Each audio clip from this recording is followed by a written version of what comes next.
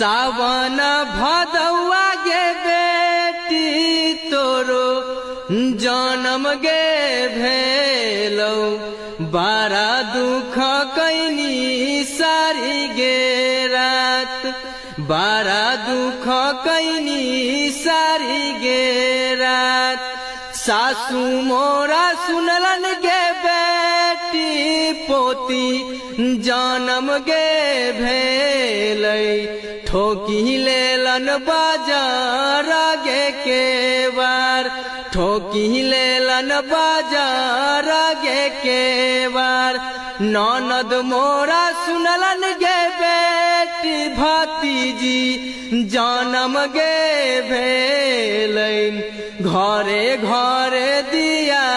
देलन बूताई घरे घरे दिया देलन बूताई।